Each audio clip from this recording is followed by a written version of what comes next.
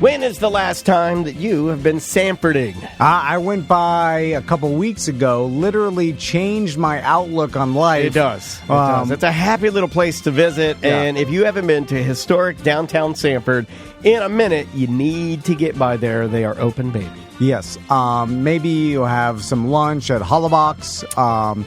You swing by their market. That would be grab some amazing. stuff. Yeah, I mean, you've got West End Trading Company for just good bar drinks, great music, and a good time. Cellar City. Yeah, craft beer crazy over there. Craft drinks, Whiskeyman. You might get into some magic over there. And when you're walking between Celery City and the West End, because it's right there on that L, right in the middle is Sunshine State Threads. Easy for you to say. I can't say that. Which is a basically screen printing operation run by the West End, and it has a bunch of Tom and Dan shirts.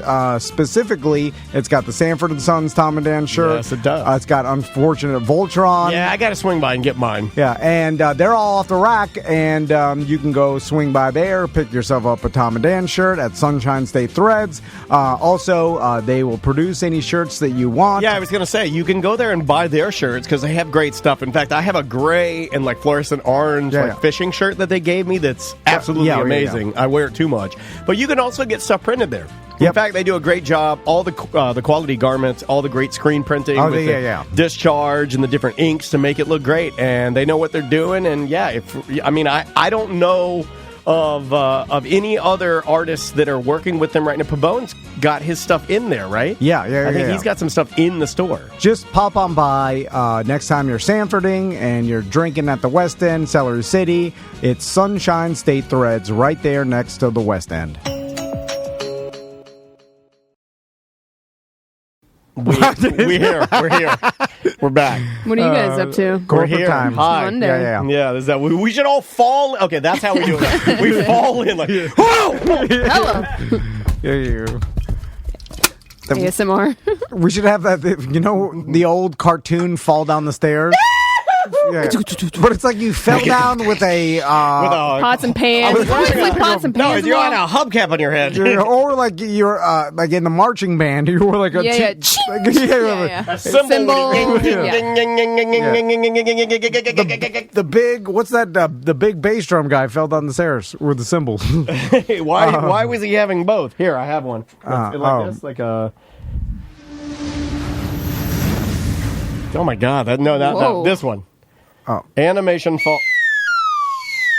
That's like falling down a hole. That's how we're, no, not that one. That's how we get into the show now. So when it's like, it's the goofy. And welcome back to our corporate time with Tom and Dan.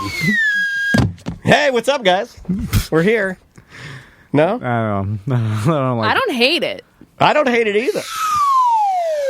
You're falling down the elevator shaft because you came up the elevator. And the intro. I'm already over it. Okay. So you've been watching Cheers. Yes. I want to hate this. Okay. Because it... well, you hate everything I do. Yeah. And including the things you say I do right, which is like, I feel like I'm being gaslit all the time here. So... to me, because, I like watching reruns of The Office, right? But it's because I watched The Office at the time that it came out.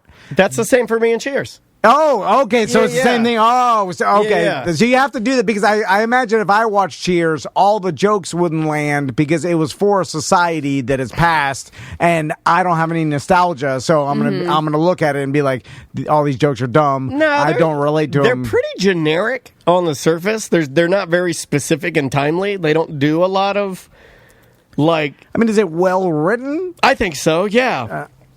I definitely think so, and I think the characters are really good, and I think that's probably where they excelled the most, is that they started this thing where you didn't know who the star was. It was an ensemble cast, but if you go down the line, you could make an argument for almost every main character in Cheers being the main character of Cheers. And at one point in time, they probably were in at least one or more episodes. So Sam Malone, bartender, his main character, if you wanted to argue, that's your guy. And then his girlfriend, who also worked there, Diane Chambers. And she was a bartender as well? Well, she was how do you put it? She was I believe, a wealthy daughter, a daughter of a wealthy family, went to school, a reader, and an artiste, a person who loves literature and art and higher culture and dance and the theater, like that type of person. I don't know what you want to call that. Educated? Did she work there? Yeah, but not because she wants to, but because it's basically where she's landed. Yeah, she was a starving artist, has no job. Kind of, yeah. That's the vibe I got. So then Norm, he was just a local alcoholic that just... hated his wife. The wife is mentioned. Wife is very... mentioned a lot, but you don't see her. Hates his wife. She always refers to her either being ugly or fat, and consumes between 12 to 25 beers per episode. And was he who's the mailman? That is Cliff Clavin. Okay, Cliff was just another alcoholic mailman that went... Not necessarily an alcoholic, a know-it-all mailman, i.e., Tom Van of the show. Well, he's in the bar every single day. But after a shift. I mean, like, I know. Drink every single night. But you don't see him with as many beers as Norm. You can see how they did that. I bet you they did that purposely. Plus, he's wearing his uniform at the bar, which, if I'm just being Danny knows a lot, I don't think you're allowed to do that. I think if you are a letter carrier, Cliff Clavin, sorry, but myth busted, I don't think you're allowed to go to saddle up at the bar with your letter carrier jacket on. I don't think you're supposed to do that. What are the rules of that? I don't think you can do that because I have a letter carrier hat. Actually, it was the one that blew off in your boat. I don't have it anymore. Mm-hmm. And I was told to not tell anybody. I don't have it anymore, so I guess it doesn't matter. But I was told to not tell people I had a letter carrier hat because they're not supposed to give out their uniform. That's like federal property, right? It's very strict. Well, now, if you're in the military, I know that those people that wear their military outfit or suit. Well, you wear it when you're panhandling, and I think it's very odd. You were never in the military. So, but you know what I'm talking about? Like, they put on their... I don't know what you're talking about. Well, August's dad puts on his military outfit when he gets autographs. It's that blue, it's like... military dress blues. Yeah. The dress blues. It looks very nice, very handsome, very fitting. The Marines have the best one. Theirs is tight. But there was a time where you wear that even if you were going to a civilian affair, right? Like you went to a wedding or something. I think there are rules when you are supposed to put on, or you may. Like, you may wear it. I don't know if you have to, but I think... Yeah, so if you're wearing your military blues, can you drink the open bar at the wedding and get drunk? I'm going to bet that it's case by case, obviously, but I'm going to bet there are military rules on how you behave in said dress blues. Yes. Well, how you behave is one thing. They don't want you to get drunk and pull your D out. So they do not want you to do that. Are you not supposed to even be seen with a drink? We need a military guy. We got a lot of Marines that listens. We got to get one of our military buddies to give us the heads up on that. Back to Cheers. So then there was the mailman. Then there's Frasier. He was in there. He comes later. A subsequent character. I am on the first episode of season 2. We made it all the way through season 1, which sounds weird, right? You're like, oh, you made it through season 1. Congratulations, little baby. There are like 25 episodes in season 1. Yeah, I think total there's like 275 episodes. Like back in the day when they did a season, it was like 20 episodes. They still 13. Do that. There's no 7. For like ABC, NBC, all the main ones, there's still like 20-something episodes, dude. It should be that way. Make those actors work. Is it all just dialogue for the most part? Yeah, except this season we noticed the first season of Cheers is all in the bar, right? Bar. You never go anywhere other than the bar. Never. In this one, the first episode, you can tell they got some money or they wanted to try something different because you see Diane's apartment for the first time. Mm-hmm. Okay, which leads me to the most uncomfortable thing we witnessed, which is Sam Malone, and I go, my God. I turn to my wife and go, my God.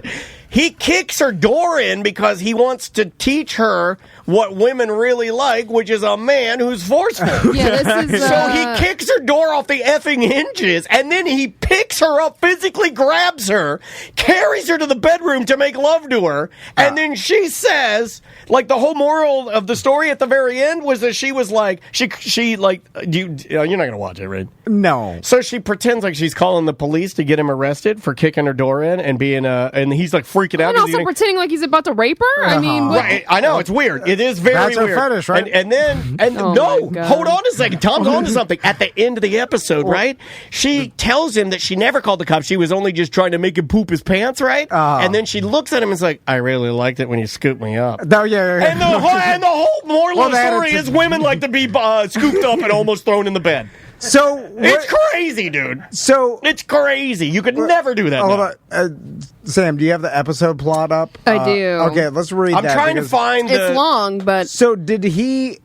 In the episode, was he just trying to impress her? Okay. Or was he mad at her at all? Or he's just like, I'm going to go He's mad at her. I can make a deeper case, though. He's mad at her because he's kind of like, who does she think she is? She's going to resist old Big Sam Malone with his big baseball D. So he goes back to the bar after they sort of break up and gets fired up with the gang. Now, he's a recovering alcoholic. There is no drinking going on here, but I'm just, in my scenario, he goes back to the bar. That works at a bar. Well, he owns a bar. And he comes back, and they start telling him, like, oh, we can't believe you did this. What happened to the Sam Malone we like? So he gets all puffed off, right? And he's like, I'm going to go back there, and I'm going to give her the what for. I'm going to show her what a real man does. So he goes there, and he bangs on the door, and he's like, open up. We got to talk. He's like, I'm warning you, open this door. I'm going to kick it off the hinges. So he kicks the door in. He runs in. He scoops her up. He gives her like a kiss. So then she says, will you give me a moment so I can go put on something a little more flimsy? So she goes into their room. He's sitting outside. He's like, yes, I did it. I finally gave her the what for. She goes in and puts on lingerie, right? She comes back out. Oh, my And he's like, who were you talking to in there? And she's like, I called the police. They're going to be here in a minute. They're going to arrest you for kicking in the door. And he's like, all pooping his pants, right? Well, then she puts on a pot of coffee. Then they sit down on the couch, and then she's like, I never really called the cops. You pooped your pants. I like being picked up like that. And I'm like, what the hell just happened? So it worked. Oh, yeah. It taught a generation of boys. They were like, here's what you do. If they don't like it, you force them. You kick their door down. Yeah, it's not good. Don't get me started on the other episode where Norm starts going in about how they're going to change Cheers into a gay bar, and he's real mad about it. He's mad. And he says, it's so funny because he's mad in the show and in real life. No, but he says things like this. He's like, oh, God, next thing you know, they'll have a bunch of plants around here. You know. It's a lot of that. I had to explain to my sons this morning during breakfast who Pepe Le Pew was. Why did you have to do that? Because he's in Space Jam. He's the lead character. They asked, and Pepe Le Pew got brought up, and then Crystal's like, but how'd they get brought up, and why did they ask? Well, Tom, he makes them... I was showing him salute a flag of Pepe Le Pew. I was showing him some memes, and then I was like, look at my... What you turned into? I thought you hated mom memes. Look at my new snake flag. It's yellow snake flag. I don't know. It's something. And then I was showing him my Pepe Le Pew memes about how mad I am about how Pepe Le Pew memes. Why are you getting rid of Pepe Le Pews? Yeah. And then Crystal's like, he's a skunk and he likes girls a lot. I don't know what it's funny. He's a skunk and he likes girls a lot. And then I'm like, well, that doesn't explain much. And I'm like, and she's like, yeah, he doesn't. Even when they say no, he's still chasing them. And then she was trying to use it as a teaching moment. It's like when someone says no, you have to respect. When someone says no, you just do what old Sam Malone does. You kick the door down. Jesus, man. Pew and Malone. Pew and Malone in the morning, getting stinky with Pew and Malone. Hey, what's up? It's me, Pepe. How you doing, Pew? Coming in hot this morning. We got a 2 for Tuesday coming up later. We're going to play the brand new single by The Offspring. Haven't heard from those guys in a minute. And then Crystal was doing the impression of the girl skunk, but she was doing it. It sounded like a Japanese porn star. Yeah. She was like, oh no, Pepe, don't do that. You guys were doing weird role play in your kitchen for your kids' breakfast? Those effed up family. What kind of kids are just household is this? His boys are just trying to eat Lil Yachty's Reese's Poofs. And that's what they changed the name to, by the way. Yeah. I buy it for my daughter. It's her favorite cereal because we're junk people. My daughter, every morning, she has a big bowl of Lil Yachty's Reese's Poofs and a Diet Pepsi. Pepe Le Pew role play over here. Every morning, the way I feel about my athlete daughter, bowl of Little Yachty's Reese's Poofs and Diet Pepsi. Pepsi Zero. It's Pepsi Zero. I'm not on animal. Yeah, that's fine. That's what Kareem Hunt grew up with. I just Googled Marshawn Lynch breakfast, and that's what came up. And I'm like, well, she's ready to go. Let's do it on the voicemail. Okay, I love it. It's funny, man. Cheers. You couldn't do it anymore. You just couldn't do it. They do little disclaimers. Everything's disclaimers now. Oh, yeah. But I'm glad it's on there. I'm glad I get to watch it. You know, I mean... Well, you should look at that and be like, wow, it's good that this is shocking because it means we progress somewhere, right? If it was the par for the course, you're like, wow. Nothing wrong with that. They're still holding on to the traditions that I love. You know what I'm saying? I think that's worse than being like, oh my God, look how bad it was. That means we're good, or not good, but we're better than learning. Yeah. Better than we were. Well, there's progression there, right? I mean, that's what you look for. If there was none, you'd be like, uh-oh. You know, like that's not good. Yeah. Let's try this one. Hey, Tom and Dan, Sam. I was listening to ACT and you guys were talking about weddings and, you know, all the ridiculousness with weddings.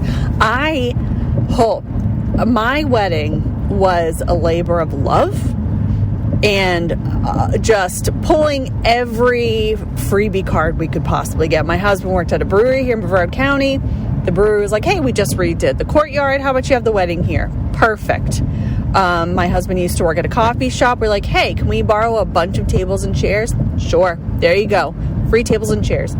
Free venue. Beer and wine. The owners of the brewery were like, you know what? Here's your gift for the wedding. We'll just cover all the beer and wine. Nice. Dang. Okay. Then I made our cake. I made the food.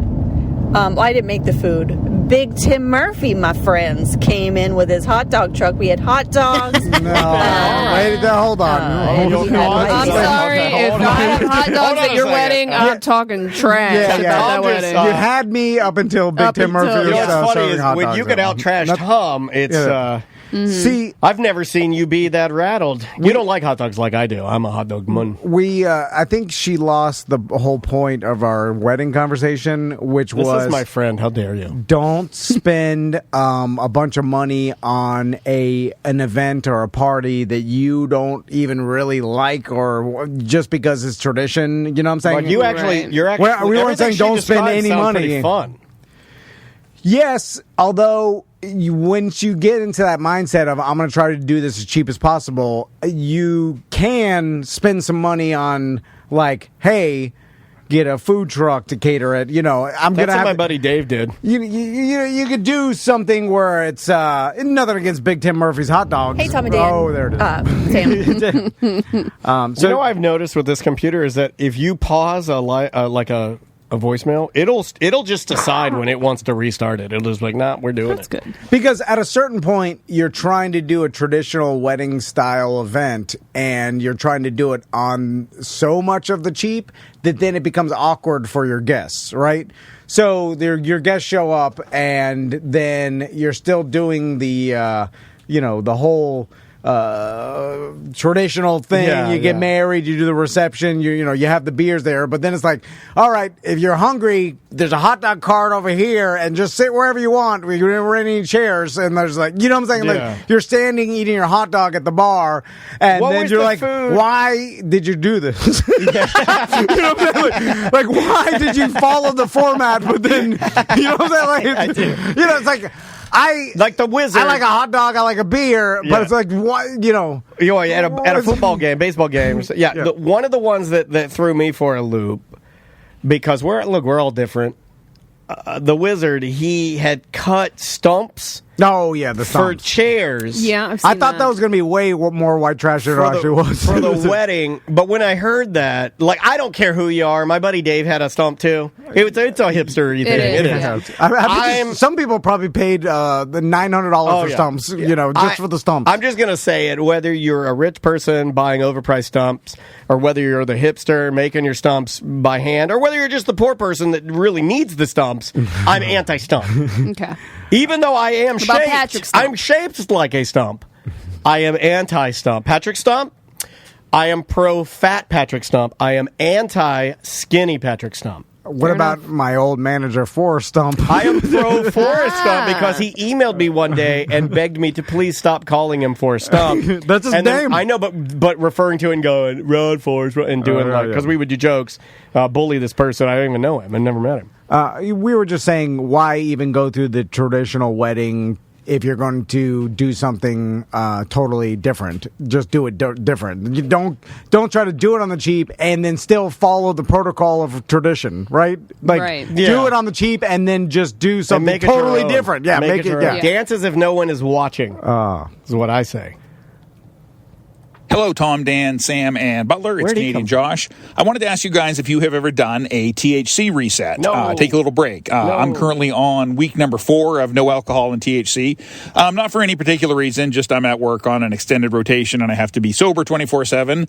So having done resets in the past, I am looking forward to returning to the real world where I can partake, because I do know that around 3 to 5 milligrams will knock me on my ass. So now I know your default response is going to be S on my point and say never quit, but I just wanted to throw it out there. I do recommend it.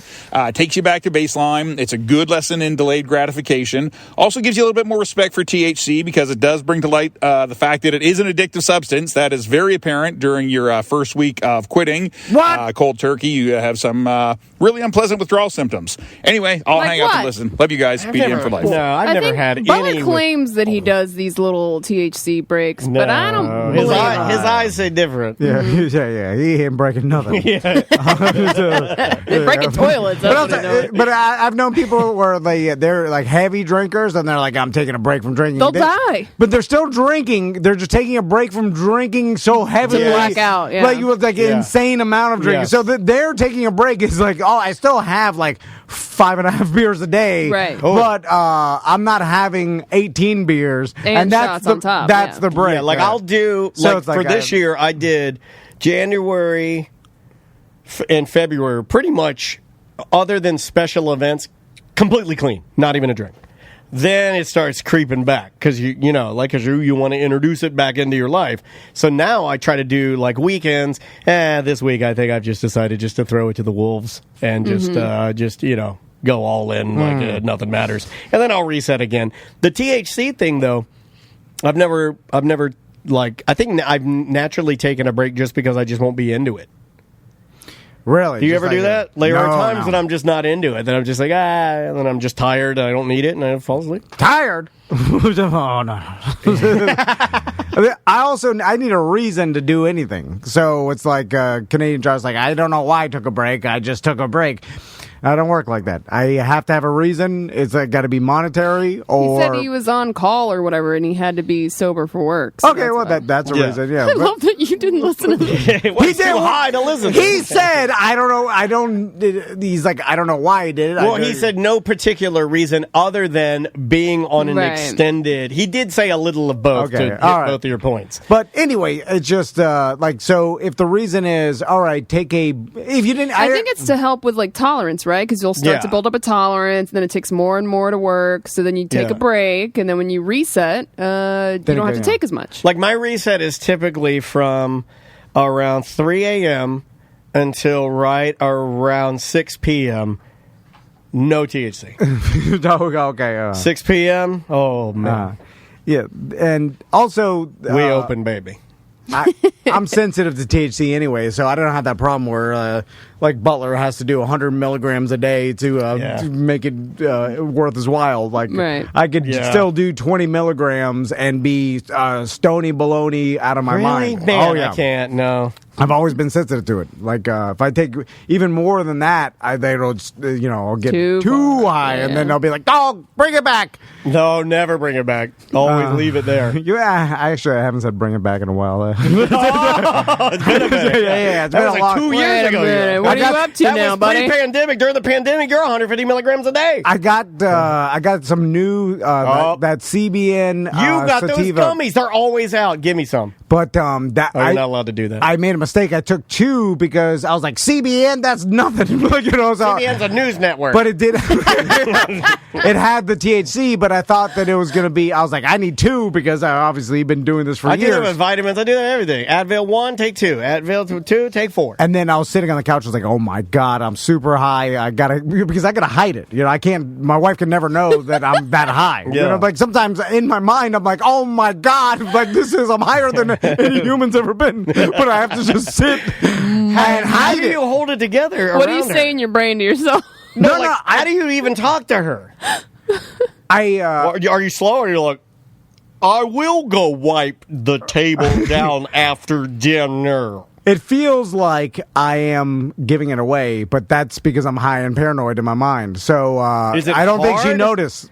No, because Is it's it not difficult? It's hard to do it with the high being too drunk because you're slurring, Yeah, right? I can't. I can when, never do it. when you're too high, you're just on the verge of a panic attack or anxiety attack. So you're not slurring or anything. So I think only I. And he's already am freaking not out. listening to her on the reg, even when he's sober. So when he's high, and he's got to be like, "What? I'm sorry. What'd you say?" Like it just seems normal, right? No, well, because then I'm extra sensitive to not having her ignore her or give any clues. So you listen more. Yeah, when you're yeah, high. So you because- should be high all the time. It's like Okay. not that anybody should do this. The urban legend of you drive high, you drive under the speed limit, and you stop at green lights. You're extra cautious, right? Because you're paranoid. Yeah, that's like so a, you can get extra stereotype. cautious. Sure, Yeah, I've heard that before. Yeah, I'm not you saying get you're extra saying. affectionate and say nice things to her when you're high Yeah. to try and No, You get because horny. You get horny, don't you? That's that would be acting weird. Do you see what I'm saying? Okay. Yeah, that would be acting weird. Because that's not you. I just text Crystal this morning. Neither's listening to I her, just but said, apparently does that when he's high. out of random, I said, I love you, right? Because Oh my god, how long did it take you to write that? because I remembered, I was like, oh, you know what I should do? That would make me think something's wrong with you. Yeah. Like, are you dying? What Wait happened? a minute, my Yeah, she wife said sent it me was- that this morning too. What time did you send yours? Are you and my wife in cahoots, or were you cheating? And then you were both together and I know what'll He throw was him. late today. Yeah, and then they're like, I know what'll throw him off the scent. Text each other's partners that we Yes. love them. And then my wife texted me. Wait a minute, were you cheating with Andrea this I morning? think you were. My wife texted me. Yes, I was. She oh my God! She sends me this, says, just sending you a note of love and with a teddy bear's. Oh, yeah, that's her routine. I knew it. Yeah. I'm fine with it. I recorded it. I'm going to show you later. All right. Yeah. I prefer to just be alone when I watch this, if that's okay, because it's just more efficient that way. And it made it look like it was being recorded from inside a closet from the slats. Oh, no. That's about- wow. Yeah. Where'd you get Busey's, one of Busey's goons to hold the camera for you? Then I walk into the room. Well, actually, I have someone walk into the room right. as if it was you, and then I'm. It's me. That's a whole thing with those. Yeah, those, it is a whole thing. You're like, they're already doing it, and then the husband just walks in and then walks out. You're like, all right, why'd you do that? Here's a hot take. Weird. Every little person porno that's ever popped up while I've been partaking, and this is unfair, but they make the little person perform normally in the backyard. They don't let them inside the house. That's you shouldn't do that. I know the one you're talking about. You do know the one. It's the big girl, yes. Yeah, like a Brazilian one or Yes, like and South she's America. full-sized, and he's a little man. Yeah, and it's in the backyard. Yes, yeah. I And see that. it looks. But that's like a South American, like Brazilian terrible, thing. yeah. They're like, don't let him in the house. they're still living in the 80s, the late 80s. They are. They still fling the N-word. Oh, Not yeah, the N-word. The yeah. M-word. Oh, yeah, Well, yeah. all words probably. I don't know. Yeah. Brazil doesn't care. They're open, baby. They've been open, Oh, they baby. got COVID real bad. They're bad. It's like you know what we shouldn't do? Make everybody sick in some very impoverished areas. They have no health care. It's real bad. It's really like 13-year-old guns and running around. Yeah. I've seen that. You ever watch that movie? Sam, have you seen that? The Which Brazilian movie. It's subtitled. It's about City of God? City of God. God. yeah. Yes, I have seen that. Yes. Why you want me to watch that right now? Or That's a rough. it is. Yeah.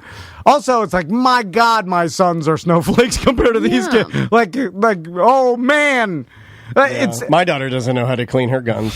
I don't know. Maisie, she would last longer than Tommy. Not Oh, my too God. long. No. She's very, very. Okay, let's go Easy over to the make her nerd cry. stuff.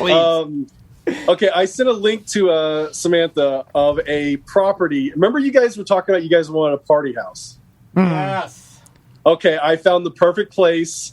It's in Trenton, Florida, which is like a little bit west of Gainesville. It's an 8-bedroom, 8-bath house, 2 stories, but it used to be the Gilchrist County Jail, and it's haunted. All right. So, And you can get it for cheap. It's only $139,000, but it's on a 1/4-acre lot. so that's pretty cheap for have just to go the through property alone in Florida. But This is an old jail. Oh my God. Why they? Okay, they did like the photo is like a purple filter on it. They put a cartoon ghost in the window. This is the dumbest thing I've ever seen. Well, some realtors just like, I know we can sell it. This is why you go with the Bart Merrick team, because this is all screwed up. Yeah, this is terrible. This is already terrible. This is not HDR photography. This is what Bart and Chris will have to deal with. Some knucklehead has got his grandma to Photoshop a ghost in the window. Look at how all the bad pictures that are is. terrible. Oh. So 139,000. We should. It's not bad. I bought my house for that much. And like you could get, I Dang. could sell my house and get this. Well, at least this place got a fence. Yeah, I'm sorry. So, Oh my God, it's a cigarette butt. What is it? Oh, there's. can we? Oh, Crystal's in the hot tub again. Stop it. They put a mannequin in a jumpsuit. Oh my God. Okay, I'm in. Can we crowdfund buy this place and turn into Airbnb? For sure. But it's Yes. what is it outside of Gainesville? Like who the hell wants to go? it'll to be Florida. a Gainesville it'll be a- stinks. Trenton, Florida. It'll be a scare B&B. Yeah. Is that where Get it? I used to go with the Wizard up to some flea market and some like place around Gainesville, some hellhole, small town. But all those towns over there, up there, even if Gainesville didn't have UF, it's it'd trash. just be That's got a nice, hellhole. it's got a nice yard and some nice posts. A regular tiny Florida trash town. Yeah. And so there's no way you're getting any sort of tourists to this place. I guess you maybe just for the novelty of staying in a jail Airbnb. I'm thinking of 100% true crime fans would stay here. Yeah, you got to like. Exactly. That's what I'm saying. You guys should buy it and turn it into a B&B. And then you fill it Or full just do of, ghost tours and you could or whatever. sleep in the cells. Yeah. Like Yeah. every bedroom's a cell. You and, put a couple prison toilets in there. You put all the books in there. Got to be like murder mystery books. All the You're right. pictures on the walls got to have those weird eyeballs that follow you around the room. If you Yeah. made it a murder podcast themed, like you get put moms in- and murder podcasts Yeah. to promote it, like, We hey, get you can stay in this Airbnb. Dude, hold on. You get Sam and her husband to go in there, do some Cut of their this out. I'll world send you the famous haunted mansion paintings on the walls. It'll be perfect. You put some old. Are there any jail Airbnbs right now? There's got to be Probably. some old There has to jails, be. right? I'm sure. Well, there's the old jailhouse restaurant in Sanford, which is pretty cool. Yeah. But I'm like someplace where Eating you in can a stay. jail is different than sleeping in a jail. yeah. And haunted with it's got the cartoon ghost. Yeah. The first thing that came up was the Dorchester jail cell Airbnb. So there you go. There are some. There's What's also in a night? What does a rent a let's night see. Well, let's see if we pick today. Because you get some Guy's BS ghost hunters. This guy's a businessman. He goes right for what am I? $79 a night. Oh, that's way garbage. good. We're going higher than Yeah, that. I need at least Yeah. 280. Okay, least 150, yeah. Let's see what the other ones are. We There's get the a- historic Wyckoff Jailhouse. Why cough? Because I got corona. That's why. What do you want me to leave this in me? Are you crazy? And we'll just This one's $89 a night. Oh, what are these? I'll leave you a Where are light on these? for you hotels. These are crappy ass hotels. This one's close to the Forestville State Park, wherever the okay, hell that because is. these are all in the They're middle all of in the nowhere. middle of nowhere, And these yeah. are nerds doing it for historical. We're trying to give you the full blown. It's the ones in Minnesota. Yeah. Yeah, no, it's a bad I don't place. wanna go to Right? The other So, one's in yeah. Canada. We can have Butler there full time, and he could scare people in the middle of the night. But like- he's dressed like a dead jailer. Yeah. Here's one that's an old Florida prison. You can spend the night in a Florida prison for $103 a night. No, all right, that's Yeah, now now we're where's that at? talking. Yeah. Is it Hold on, it's encroach loading. into our area of? Yeah, we don't want to overlap. yeah. And if they're in our area, then we'll get the big corporate to get out of our area. Then we can do a co-op. It's the former Indian River Correctional Institution in Vero Beach. Oh, that's a good one. A lot of people died there. A lot of All tears. right, well, that's at Vero Beach. That's at least Yeah, That's part of like jail. a coast It almost. says the prison is close to restaurants and dining, the beach, and family-friendly activities. Yeah, that's Jimmy Buffett jail. yeah. This We is, want to do really spooky jail. Yeah, this is up near in middle of nowhere, Gainesville. Anyway, what's Yeah. next? Okay, next story I picked for Dan. Okay, Dan, you were a big fan of Transformers back in the day, right? Yeah, absolutely. Transformers? Now, if this is the $700 Optimus Prime, I ordered it. Exactly. You did? Yeah, I ordered it. What? Oh, it's amazing. Have you seen the videos where it transforms? Like Jay and Silent Bob did a whole video. Do you wanna of them see it? playing with it? What is it? It is. Did you order it for amazing. real? I want it. If it was cheaper, I would consider ordering it. If it was like $300, I would buy it in a heartbeat. Because if you order for real, $700's a little. I'm going to make fun of you. I really wanted to order it, but I didn't. I lied to you. I didn't. $700 toy. Dude, across the galaxy. It's so awesome. An unforgettable hero is about to return. And they use the real guy's voice, too. Introducing the world's first auto-converting, interactive, voice-enabled, programmable Autobot hero, Optimus Prime. The Transformers toy that defined a generation comes to life by the command of your voice or mobile device. Standing an amazing 19 inches tall, 5,000 components finished with premium materials make this G1 Optimus Prime impressively authentic, even speaking with the original voice. 60 microchips power the 27 high-performance servo motor joints, empowering Optimus Prime to fully auto-convert and operate in both robot and vehicle mode. What do you think, buddy?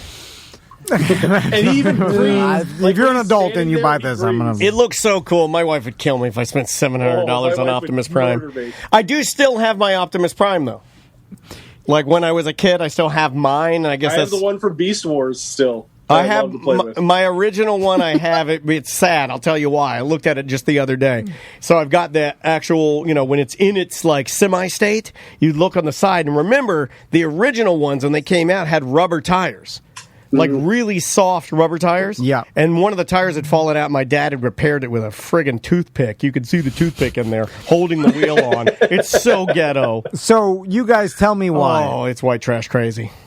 If you buy this for $700, it's just a flex to people that you for sure. have $700 to waste on. Okay, which is the worst kind of flex. Because you're not getting $700 of enjoyment out of having this Transformer turn into a semi-truck to a robot and then wave its arms around on your iPhone. But you are going to tell people you do.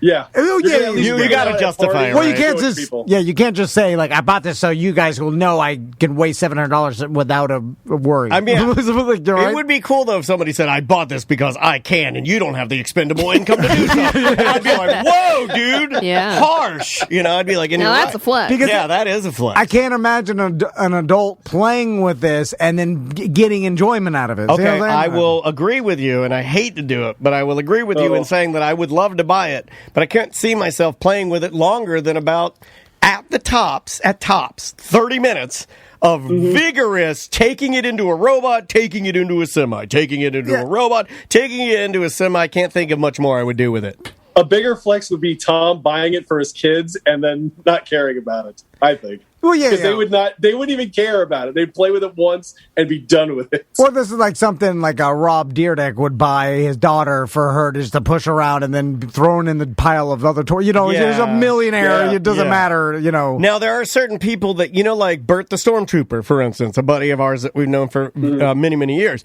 He has one of the largest collection of Transformers I've ever seen.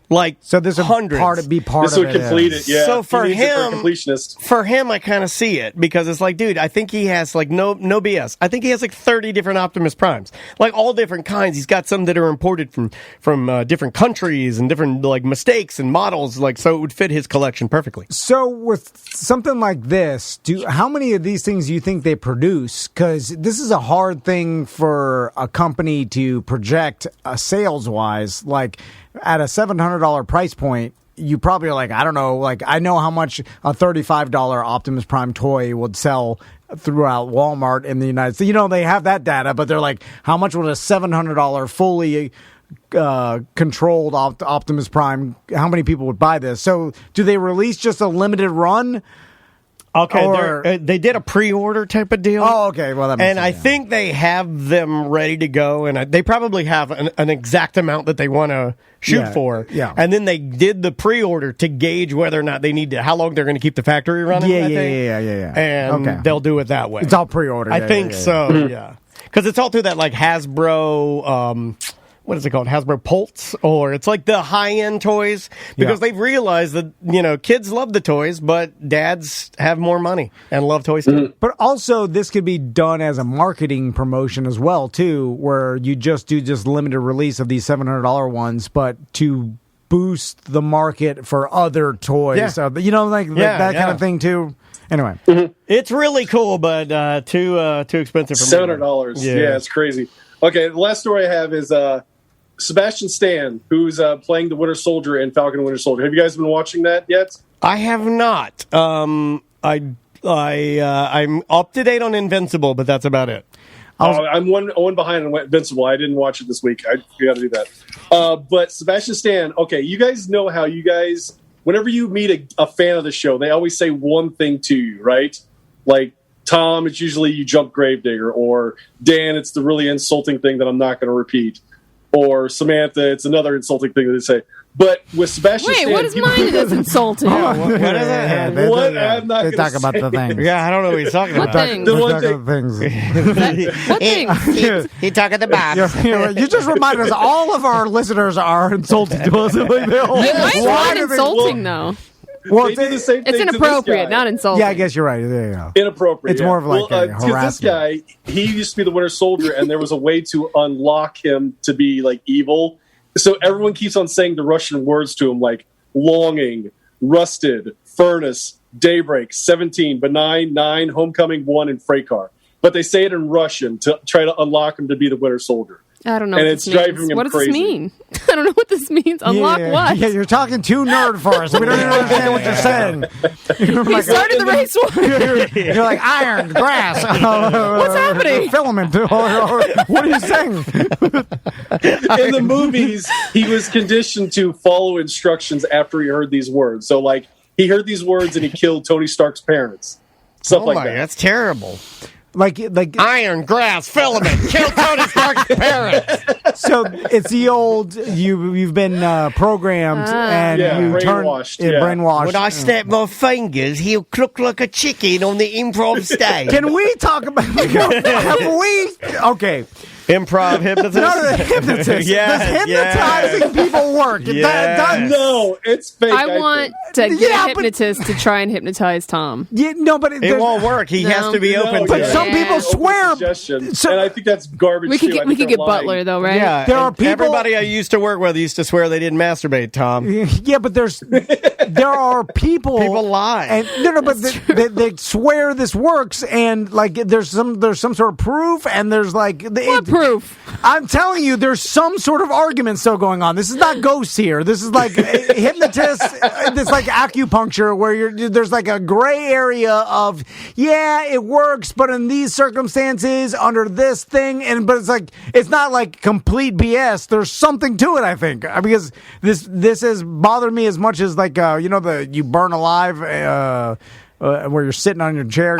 Spontaneous combustion. Spontaneous combustion. I do like burning alive sitting alone while you're fat. That's better. Hold on. Tom's idea of spontaneous combustion, he's like, I can't spawn. I don't know. You're a ginormous, big, fat piece of ass living alone.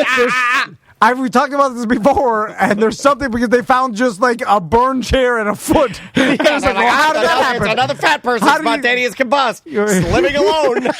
I have to say those points. There's some sort of gray area. Anyway, sorry. Oh yes, their armpits very gray. Fat people's armpits are gray, and the thighs. EJ, is your armpits gray? Yeah, you got them. Because my thighs are brown though. Yeah, that's pre-gray. You got pre-gray. Yeah, no. Yeah, your thighs are brown. Well, not your whole thigh, but just the middle where it rubs. The inside where your thighs where they rub together. Yeah, you got pre-gray. Thigh gap. You got pre-gray. Yeah. That's at least gray brown. And you also limp a little bit. You lumber. Is what I call it. Yeah, you do. When you go to do anything with your family, you're the slowest one walking behind the three. No, I know. And then you from doing that. And you limber, and then you got to move your pants away from, and then your thighs touch, and they gently start making brown together. And then you put on Mickey Mouse hat. I don't know why your fans are insulting to you guys. And then your hair dye gets on. Yeah, you're walking around Disney World. Your hair dye is leaking into your eyes like Giuliani. You look like the biggest, fattest, oldest Dracula. I offered to help you guys this week. At least the thanks I get. Oh, Dracula's thighs go brown. Your football name is Dracula Brown Thighs. What number am I? The Ohio State, number 14. I needed a good laugh. I'm sorry I made fun of your gambling earlier, Tom. That's I fine. apologize. That's right. That's fun. So, do you got time for one more, or do you got? Yeah. Quickly, Sure. please. Okay, well, the one that's real quick. Did you hear the new EDM Mortal Kombat song? I got did it. Send it to, I got it ready to go. Hold on. Give me 1 second to power this up for you. all right. So, You know Tom and his EDM. I know. Tom always going to the Alexi Daisy Carnival with fishnets and neon colors. He is Mortal Kombat. That sounded a little crowy. What happened at the end? This guy knows what he's talking about. I immediately bailed. I'm sorry. I immediately bailed as soon as I started. You're like, this is a mistake. In fact, I said before I even made a sound, do it. I said, don't do it in my head. And then I did it Couldn't anyway. help I yourself. keep opening the video of the fat guy bowling. Why does that keep happening? Hold on here. It's not that one. It's not this one. It's this one, right? Okay, here. Yeah. Here we go. Here was it. Sing along, Tom. Mortal Kombat! Sonya wins. Johnny Cage. Goro. Chung Sao. Paul Hogan. Comedy all the time. It's just The stupid. best thing we've ever done on the show is play techno over your bed. So how is this even a story? Like, It's just Mortal Kombat, and they just did an EDM version of it for the new movie. I'm sure there's a million EDM versions of this, Mortal right? Kombat. There are some EDM versions. They're very rare, but And the same thing with like the Tetris theme, the Superman theme, I've heard. Zelda. There's 10 million Zeldas. EDM, right? It's like everything's been remade. Like even news stories now. Like the saddest things that come out. Then somebody will grab Leprechaun it in a tree. Yeah, like there is a DD Mega Doo-Doo Mega Mix on YouTube right now because that's what we've become. Everybody just wants fame. Chungus. It's not even fame at that point because no one even knows who made it. It's just everybody wants their creativity Attention. to be looked at. Or Yeah, something. give me attention, but give it's me worth attention. nothing. It's not Do you money. think we behind will it. go the opposite direction where the idea of not being known at all and being almost like completely anonymous will then become the new look at me? I don't think so because I think the attention is some evolution thing that we all have as humans because that helped us. Being popular helped you live Yeah, I think you're right. in ancient humans That makes because sense, yeah. people would give, that's why you would be more apt to be able to live longer if the more popular you were. So therefore, I think we all have some sort of gene that wants us to be Drives liked us, yeah. or to be paid attention to. I like that. Last Last question I have for any of you four here, EJ included. Have you seen Wonder Woman 84? no. Yes. I have not. I have a really strong opinion on it. Is it worth watching because I'm a fan of Kristen Wiig, or will it make me upset with her? Kristen Wiig is the one bright spot in the movie. I'll give you that. I'll watch it then. Okay. He's better than the Mandalorian guy in it. Okay. I can't think of the guy's name. Pedro Pascal, yeah. Okay, cool. He's in it as well, but his part is not that great. But there is a questionable situation with Wonder Woman I can't give away without spoiling the I movie. think you already did that before, but it's fine. All right. Well, so- what's the questionable part of it? well, just There were some consent Wonder issues. Woman's a rapist. yeah, there's some consent issues in there, and then they tried to explain it away by saying it was a different time, which it was in the movie. But Or with her and a dude? 1984. Like, Yeah. what does she do? well, it's problematic because isn't he under a spell or? He the guy Chris Pine plays takes over the other guy's body because right. Chris Pine has been dead for like 80 years. And it's this dude, and he takes over his consciousness. So he has no consent that he can give because he's either not there or it's his body or whatever. Oh my god! And they do have sex. and then they auto-tune the sound of the sex. Nobody cares about that, right? No. I don't think really they do, but it did become a story. Yes. Yeah. Well, everything's a story, right? Yeah. But do people really care? He took over this guy's brain, then he had sex with Wonder Woman. Ask the guy. I bet he's fine with it. Ask him. Ask him in the story. It's not even real. I know. That's the whole point. Well, then go ask him. If you're mad about it, you got to track him down and ask his character. Because I think he likes it. Oh, man. I'll bet money he likes it. We'll end with this. In the Invisible Jet, I feel like you should at least have a seat cushion just for at least once a month, right? Right? Seat cushion, piece of plywood, old floor mat, monster mat. All right, EJ. That grippy stuff you can buy and you cut and you put in all the drawers in your kitchen. EJ, I feel like we're close to getting a fence sponsor. I've seen some heat. Oh, well, we gotta Corona. go. My God. I got a vaccination. I'm good. you only got the half vax. That's fine. You only got the I'm half 90%. That's what Mom said. 90%? No, you're only 90% if you get both. That's and you what got the Mom one said. and done. That's only 72%. And you probably got the fat clot. So, EJ, we're real close to the fence. I feel it. I feel it. There's some because I've been getting quotes. The best one I got was for 6,100, and it's the square footage is 222 feet. So if that helps with pushing it. Because I need a new fence now, so that's what's reinvigorated my motivation. Wait, you got a new one, I thought, don't you? Because didn't you cut it out over the tree? Yeah, but it's fallen into disrepair. I was showing my sons how hard I could throw a baseball because I'm real life. What's his name's uncle? Rico. Uncle Rico. I'm real life. What's his name's uncle? Welcome back to everyone's favorite reality show. What's his name's uncle? Anyway, let's check in. He's throwing baseballs with the boys out back. I threw a baseball at my fence and it broke a hole right through into my neighborhood. That's a humble brag. Okay, my wife. I'll show you to you. Hey, my wife. No. My wife's got to go to the doctor because I spread her legs. Oh, no. Because I'm a big meatball. No, because it's all rotten. Everything's rotten. The bottom is all fungusy on the bottom, and it's all falling apart. And then my neighbors put blue painter tape over the hole. So I'll take a picture of it. Don't look at us while we're sipping our mimosas.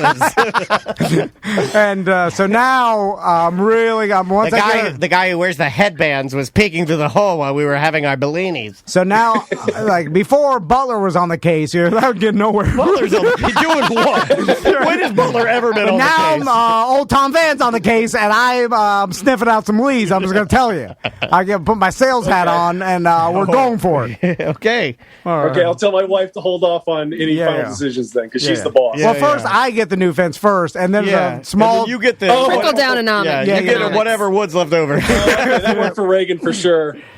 All right, EJ. Okay, bye. Right. Get out of here. Is that it? Yes, we're way over. Oh, God, bye.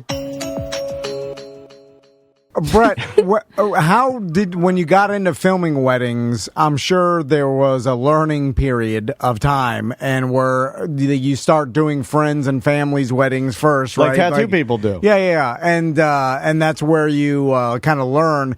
What's the 2021 version of a wedding video? Because like we said at the beginning, we're making fun of the 80s version of the wedding video, and you emailed us and said it's changed a lot. So what's the new wedding video?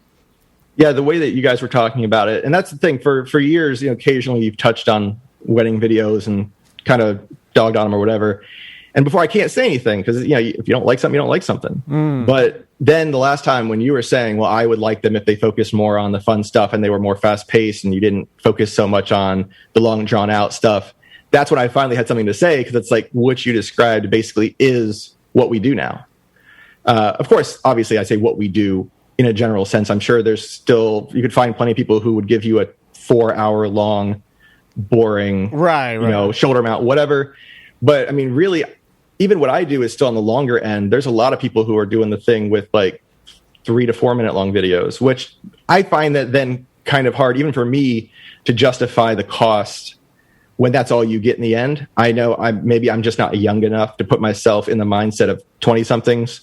Maybe to them, spending that money for that 3-minute long video is completely reasonable and rational. You bring up something super interesting I was thinking about last night. They want a short. Yeah, most of the content's going to like 30 seconds a minute. It's TikTok, mentality. Oh, yeah. So to that, yeah, I can completely identify with you. I mean, we have that problem even here with what we do, whether it be podcasting or radio shows. We're considered long form, torturous 2 hours of audio, when most things are like 30 seconds to a minute. Is that something that you have found is very difficult, or do you just try to tailor it to whatever the person asks you to do? Yeah, I've done before where I'll make an Instagram or Facebook or whatever, version and edit of it as well. It's kind of an add-on that I'll offer. But it seems like most people are good with something up to about 12 to 15 minutes because, of course, it's you. If you were watching somebody else's wedding for 15 minutes, maybe it wouldn't hold your attention as much. Right. But when it's you and it's this big day and, still condensing down, I mean, when I'm doing my own company's work, not going for other people, I'm oftentimes there anywhere between 10 and to the long end, maybe 14 hours. So condensing down that much time into 12 to 15 minutes, that's already pretty short. Yeah, that's really hard. Yeah. I mean, I could make it 30 minutes without thinking twice because I have to make some hard decisions sometimes with making it down to that point. But I know people will drift after that, like 12-ish range. But I mean, I've made 1 minute, not 1 minute, one song videos that are like 4 minutes long before. It's not what I put out there as my primary product, but and kind of on the line of, when he was saying before about having it be more about the fun stuff, I've had the reverse. I had a bride who asked me to focus most of the video on the reception because it was her goal to get so intoxicated that she wouldn't remember any of it. Oh. Which she, I believe, was quite successful with. And I got some amazing headbanging footage to Killing in the Name of. So that was a beautiful one for me. Oh, that's fantastic. But if you said, "Hey, I my want," wedding. hey, but if Tom was getting married and came and said, "Hey, I'm on the fence about this stuff" or whatever, or "Hey, I know I want one, but I want it to be more about the fun. I don't want it to be more than a couple of minutes about the ceremony." Then I'm totally, it's customizable. It doesn't have to be, before it was so rigid. It was an old dude with a shoulder mount, and he just press record. And then, do you think that'll ever come back? Will hipsters eventually hire old men to hold antiquated technology? Well, this leads me perfectly into my next question, Brett, because I want to talk to you about the psychology of video camera equipment and technology, because nowadays, like, cameras are getting so good that, and then like almost your iPhone video camera is so good and small that you probably only need something the size of a tiny, like, regular, like, photography camera that also has video capabilities, like one of your like a Nikon digital SLR. Yeah, SLR. And what I'm saying is that I think people my age and above, because we're dumb old men, if we see someone holding an iPhone, like a videographer or whatever, I'd be like, well, that's cheapo, like amateur hour. I do the same thing when they hold their iPhone up to record in press conferences. I automatically think like, oh, that's not legitimate news source. That's the poor one. Even though like a microphone, your microphone in your iPhone is just as good as the big old. You know what I'm saying? Like, but it's the psychology of technology. And so, oh my God, write that down. That's good alliteration. So in my mind, the bigger the video camera, the more professional it is. I'm thinking like news camera and stuff. And if it's a tiny one, I'm thinking it's less pro and more bobo. Do people think like that? And like, do you have a problem with like if your technology doesn't look like what people expect it to, that they think they hired the poor videographer? Well, I think that the camera equipment that I use looks legit enough, if you will. I use a DSLR style camera, roughly. I've got a monitor on it and a microphone. Yeah, I mean, like, I from what I've heard in the corporate world, that's more of a problem. If you show up with something smaller and they paid you some huge amount of money to do this really high end thing, you totally could do it with. Because some of these DSLRs now are $3,000, $9,000, $6,000, whatever. Yeah. It's like, just because it's small doesn't mean it's not expensive and good. Well, I mean, they're amazing. Well, dumb old men, they see like, why is this camera so small? He's poor. Oh, God, he charged me too much. I'm like, I think that's probably. Oh man, I used to get uncomfortable even when we were doing a little bit of video work when I would use my DSLR, and people would look at me like. They're like, where's the camera? Yeah, and I'd be like, well, this is it. They'd be like, well, that's just a regular 35 millimeter. And I'd be like, well, no, this has at the time, I was like, well, this would have 1080p video capability. I'd be like, I don't understand. And why isn't it big? And and I'm sorry, I'm very distracted right now because did Butler take a poop? Because something's pooping in here.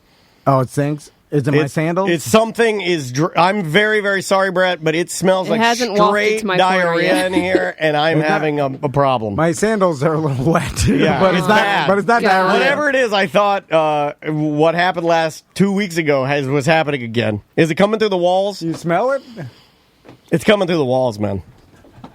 Butler's laughing like the Joker. He's laughing like the Joker. Did you poop up the bathroom? I don't smell anything yet. Oh, he's laughing. He did. He did. He's Joker laughing. I don't smell it. But you, Samantha. Dude, it comes right in here. I'm sorry, Brett. It's in my eyes now. Oh my God! Dude, it's gonna start falling from the tiles. It's smashed through the drop down. Yeah, something. It's more like a plop down. I don't smell it. God, I can't work like this anymore. You win. You're our winner. Sorry, Brett. I can't concentrate. I want to double back real quick on one of the points of the previous question, which was about the iPhone. Sorry about that. Oh, that's a poop alarm. It's coming for you now. Get out of there. Get out of that room. Was the idea that iPhone or cell phone in general quality is so good now. And I mean, maybe unpopular opinion, but it's really not. Not when you use actual professional equipment. I mean, I bought an iPhone 11 hoping that I could use it as an occasional backup angle. Yeah. And I can't. In my opinion, from my experience, and maybe I'm doing something wrong, but my iPhone 11 footage isn't even as good as the GoPro that I have, that I use as emergency only backup, very tiny pieces, if at all, during the video. I mean, and I know it's confusing because, your cell phone says 4K, and my camera's 4K. So what's the difference? Yeah. Right. But what people don't understand, and how can I expect them to understand, because this is nerdy stuff that is my job, but 4K or HD or whatever is essentially just a container, if you think of it that way. And it matters what's in the container that's valuable, right? You can have a 1 pound container full of gold or a 5 pound container full of trash. Which one would you take? Brett, I didn't know we were taking a test today. Why are you doing this to me? Brett, I'm sorry. I'm out of the interview because of the poo-poo smell. I'm out. I'm that much of a baby. I can't get back in. I'm out. And then I declared him the winner. And then Butler's in there laughing like the Joker, and Brett's trying to get you straight on. And I know Tom doesn't know what you're talking about. No. I know. He can't even smell the poo-poo. He thinks he's got corona because he can't smell right now. I know this guy's parrot. We've switched places. Brett, okay, how many times have you mic'd up the priest or the father of the bride, and then he goes takes a big doo-doo. He takes a doo-doo, or he's talking to his buddies. He's like, he's saying blizz piss. Not a lot of blizz Remember piss. the blizz piss, us. I ate 3 pounds of ziti. Let's have. So because people that are not used to wearing lapel mics forget that once you turn them hot, they just stay hot all the time. Yeah. Yeah, I've definitely had a couple of those occasions. I've had some guys that ran up to me and tried to demand that I delete the file because they realized they'd said something. You better delete that file, you blizz piss. I had one wedding where it was just like an hour, or not an hour. I probably put on 30 minutes before the ceremony, and it was like 30 minutes of just racial slurs. Oh, interesting. Oh my God, I've also had one. I had one groom that I recorded. He was legitimately contemplating leaving before the ceremony. I'm gonna kill myself. Yeah, you're like, I have to delete that. And then you heard it after. Did he realize later? I'm gonna kill everybody in this church. Did he tell you one hey, one? Please don't release what I talk. Please don't release the beef. He didn't. That guy didn't notice that. He didn't put it together. yeah, it's usually the guys like that are going to give the toast or whatever, and they run up there like, I was just talking crap about the bride's mom. No, can you please delete Remember, this? Dan, once you get married, you can never be gay again. All right, okay. How does that work, Slap Brett? my cheeks. Do it, Dan. Do it. Legally, is it your property now, or do you have make them sign off? Yeah, like, or do you, because they paid you for it, or is it, like, how does that work? I mean, it's in my contract about that. Legally off the top, unless you sign a contract that says work for hire or something like that, I retain the rights to it. Obviously, I would never release anything audio or visual that would be negative or put anyone in a bad light. Right. Because that's going to just that's going to wreck me. Right. So, that's your reputation, sure. I mean, you could do it on your deathbed. I would release them all on your deathbed. No, with some of that stuff, I cut it right away. The blackmail charge. That's true. You can have it ready to go like a saw trap.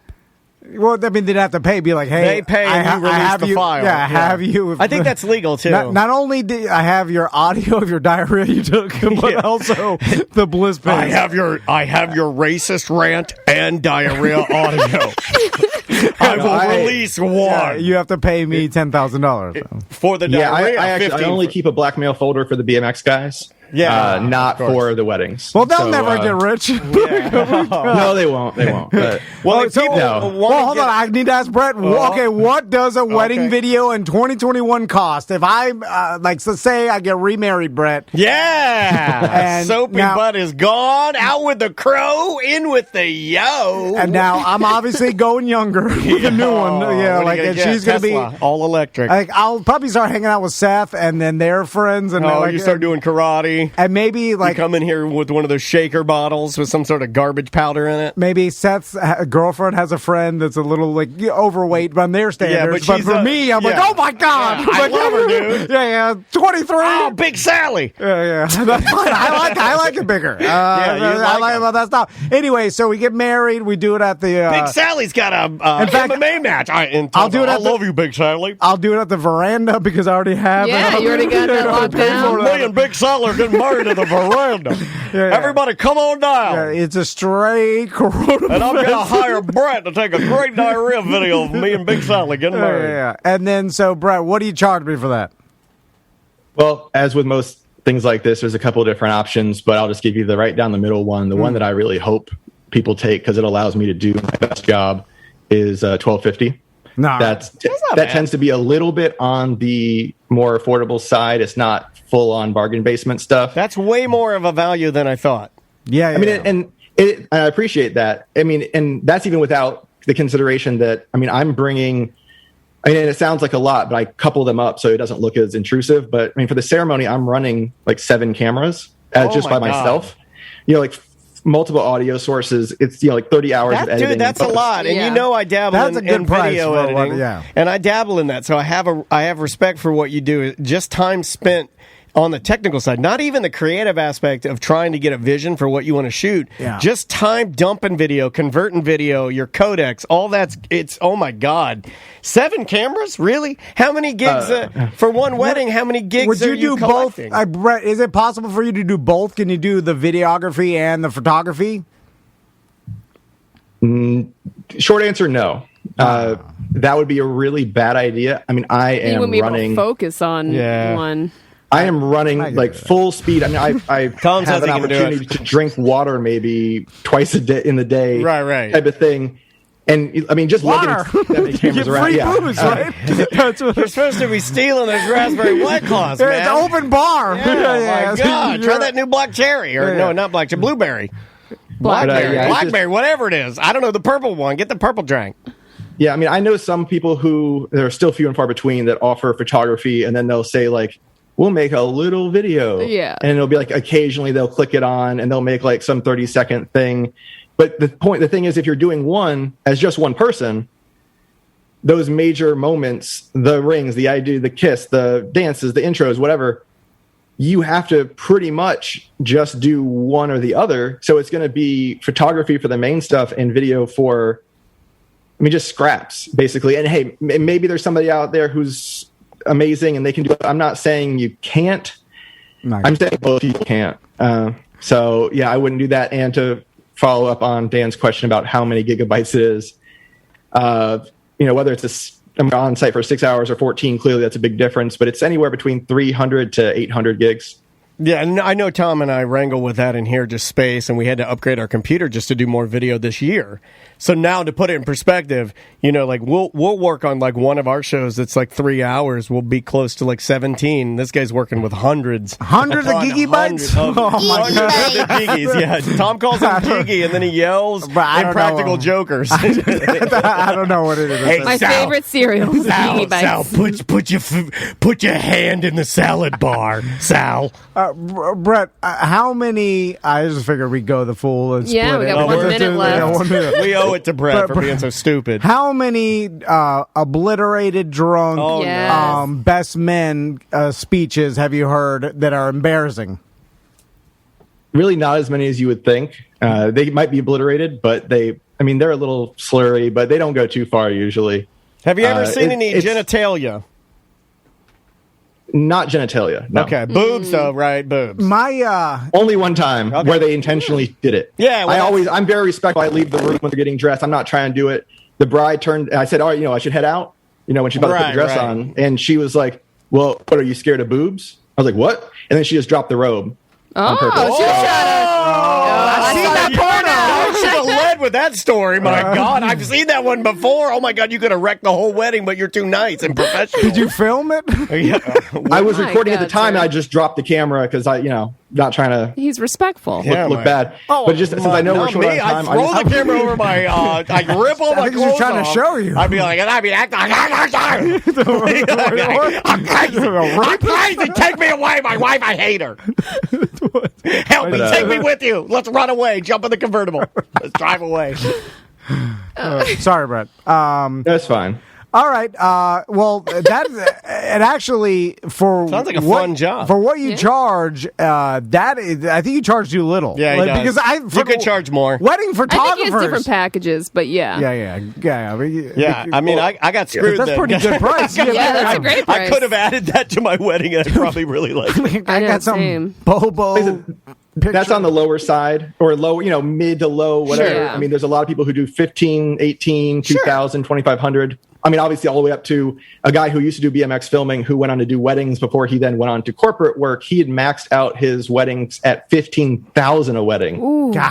Before he left. So clearly, and I know that. there's a girl on Facebook who applies for every wedding who charges $500 for all day coverage and one-handed holds a Handycam from Best Buy. So there really is the entire spectrum, as Tom would love, a spectrum of everything. Yeah, he does enjoy a good spectrum. Well, except for the actual company, which is weird. At that point, instead of why don't you just have your buddy with his iPhone film the whole thing? We're going to do the iPhone thing again. At that point, then yes. Well, yeah, for the $500, some stranger just tell your buddy is like, hey, just film as much as you can, and then that's good enough. All right, Brett. Well, where can people get a hold of you if they want a reasonably priced, awesome wedding video? Well, thank you. My website is either my full name, BrettRolfing.com, which of course no one will know how to spell, or Brett, BRETTR, video.com, or you can look up Brett Rolfing Videography on Facebook. It's amazing that you were able to... I bet they bullied you crazy in BMX world. Ralphing's here. He's got his cameras again. No, I only heard once that Rolfing sounds like a term for vomiting. But other than that, not too much. Yeah, that's right. Ralphing, You just Ralphed. Me and the other BMX dodos for sure. Bully you crazy. Well, brother, thanks for coming on the show and take care of yourself, okay? Thank you for letting me have the time. All right, man. Be good. That is Brett, our winner of Weird Job Wednesday. Ralph! Welcome back to A Corporate Time. I'm Dan. Tom. So we have a guest on Zoom. She's from What a Day Kids podcast, Melissa Winston. How you doing, Melissa? Doing well. How are you guys? Good. Hey, thanks so much for taking the time to be with us today. Yeah, it gives me a half day off of work, so I'm fine. All right. Yeah, and you have a particular, I would say, a pretty difficult job, wouldn't you say, Tom? Yeah. Tell us about your job, Melissa. Well, I teach a special needs classroom, so I work in a self-contained class. So they're with me for every class except for their elective. And yeah, we hang out. It's pretty fun. Yeah, and my mom was a lifelong educator, worked until she actually decided to retire, and she didn't work with special needs children, but I can tell you that anybody who's willing to put their life out there to teach our children, give them some guidance, especially those that need extra help. It is a very, very, very important and very, very difficult job. So, first of all, hats off to you and thank you for doing it. What made you want to go into teaching, if you don't mind me asking? Did you always want to be one, or was it a pivot? Actually, yeah, it was a giant pivot. Growing up, everybody was like, "Oh, you'd be such a great teacher," and I was like, "No, hard pass. Don't want to be a teacher ever. No, thank you." And then I moved back to Florida in 2014. I went to school up in Michigan and stayed there for a few years, and then came back and needed a job and kind of fell into teaching at a private school. And then decided I really liked working with special education. And so then I ended up at a public school, and that's where I've been working for the last 5 years now. Awesome. So, Melissa, when it comes to like special needs students, like it seems to me, because I have friends that are special, like Anders and Leanne. That's exactly who I was thinking. They of work too. for a public school that just that every student has some sort of special need that they work with. And they've been doing that a very long time. Yeah, well, since they started being teachers, it's always been at the same school. But they've told me that because of lack of funding and, the same old story is that we don't put enough money into any of these programs, is that the spectrum of child that they have to deal with is like everybody has their own individual need, and then because of that, it's hard because not everybody's dealing with the same need, and then you have 20 kids in a class or 15 kids, and they all have to be specifically dealt with in a particular way, which helps them the most, and that's hard to do because you can't. It's not like a group, as much of a group learning as regular school. Everybody kind of needs special attention. Is that correct? Yeah. So, I mean, just like any kid, every kid is different. Every student is different. And so it really just gets into getting to know your students and how they work best. And usually there's like 3 to 4 students who work very similarly or have similar needs. And so we usually do like little small groups, like I rotate kids and how we learn. And so some kids will be doing independent work or on a break, and then I'll be working with some kids, and then they rotate through so that you're only working with a little group at a time. But yeah, they're all very different. What are some of the challenges that you've had to kind of deal with, now in going through what we're going through with the pandemic and the virus? I mean, I can't imagine, this is a pretty Mr. Obvious question, but what difficulties have you had to deal with that have been lumped on top of what you would deal with day to day as it is? So I have some kids who are working virtually, so I get to teach both on the computer, virtual and in person together. And that has been interesting and really changed my classroom. So again, part of those small groups that I was talking about, now just one of those groups are my at-home kids. So I'll work with them and then send them on a break and then go work with my face-to-face. And then keeping masks on kids is right. a struggle for, I think, everybody, not just in my class. But, sometimes it's tough for people's grandpa to keep their mask on. It can be hard for adults too. It can be very difficult for anybody. But so tell us a little bit about now. So now you get the opportunity to do a show that basically you get to share with the general public, kind of some of the things that you deal with day in and day out. Tell us about the show and how that came to be created. Yeah, so What a Day Kids, I'm really excited about because, like you said, it kind of shows people what life is like in a special education classroom. And so I'm excited. I talk a little bit in the beginning of the show about just things that happen in my class and anecdotes of the day. And then I have a guest that comes in, whether it's another teacher or a parent or an expert in their field, like a psychologist or a school admin. And then the part I'm most excited about is at the end, where I actually interview a student and have somebody with disabilities actually come on, use their voice instead of just being talked about, be a part of the show and inform people themselves. Melissa, can you help me figure out if I'm special needs? I can't diagnose you. No. Well, you can. Hold on. You're a professional enough. I'm excited that we might get to the end of the problem, or if I'm absolutely repulsed that you would ask her that. Well, hold on. We don't know yet. I know. So I could be special needs, and then who is the monster now? You are. and everybody, and including my wife, the biggest monster. Because this is what I want to learn, Melissa, is because I want to be diagnosed as special needs so I could prove to my wife that she has to treat me differently. And my general personality and everything I do, it has the underlying, it needs to come with the information of like, this man's special needs. This is why he's doing these things. Then just let him be. Well, give him the space. Leave him alone. Leave him alone. Yeah. Don't correct it. Don't say, why'd you do this again, you idiot? Okay. Why, you're the dumbest person I've ever seen. Because then you're a hate crime to me. Well, I would imagine.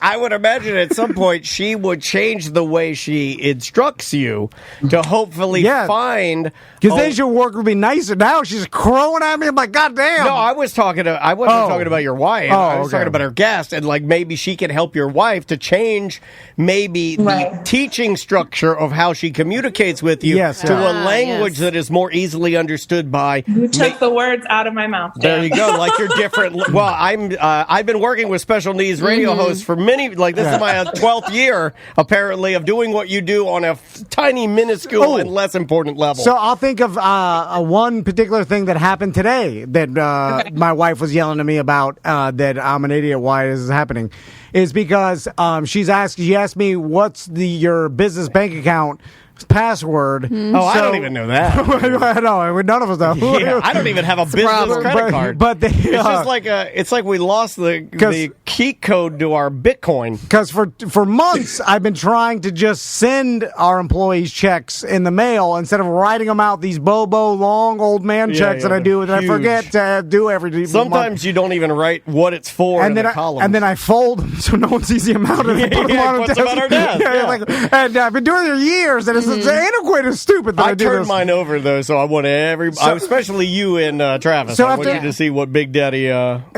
money bags, Big Daddy Bucks is getting. I've been complaining about it for years, and all it takes, you just have to log on to your account, and then in the portal you can change it easily. It's one. So your question, 5 minutes. Your question for Melissa is. So this is the special needs part. I forget every password of everything that I do, and then constantly I scream, you guys hear me, because I can't, I'm locked out of the account. He's always locked out of everything. I'm locked out of everything. Normally it's SunTrust. Do you guys use all the banks? Do you guys use SunTrust? Everything. Are you a Sun? No. No. Good. Well, good on you. No one uses SunTrust. Good on you guys. This guy swore up and down we had to use. Oh, we got to use SunTrust. It's right there. It's there's sun in the name. There's suns in the sky. I trust the sun. There's a sun. I saw the sun. What's the biggest product? What's the biggest planet? It's the sun. Anyway, so my wife's been dealing with this for years, decades of me not knowing the passwords to anything. And then so she's like, write the damn password down. You forget every time. Keep them in one place. Use this program that saves your password, some app, and then I just can't do it. Yeah. So how should my wife talk to me instead of yelling at me and belittling you? Yeah, belittling. She's like, "Why you're so stupid?" She pulls his pants down in front of people. Why can't you do this? Why? Like, why are she'll say inappropriate things when we're like. Now she's right if I'm not special needs, right? Because then I'm just an idiot. But if I am special needs, then now it's sometimes like said, Tom and I'll be going to Boris. I hate to burst your bubble, Tom, but my kids remember their passwords. All of them? Not all of of them. Some of them don't. Jerry doesn't. Wait a minute. That could mean he's even more special needs. There's got to be some that they can't remember the password. Can I send Tom to live with you for a while? Yesterday do you know yesterday Tom and I were going up to Planet Beach to tan, and he couldn't remember his password for his unlimited tanning promotion. Here's another one. Do you know when you tan, you're supposed to spread your butt so you don't get that white line in the crack? I do it. I know you do. So, Melissa, what about this one? Planet Beach.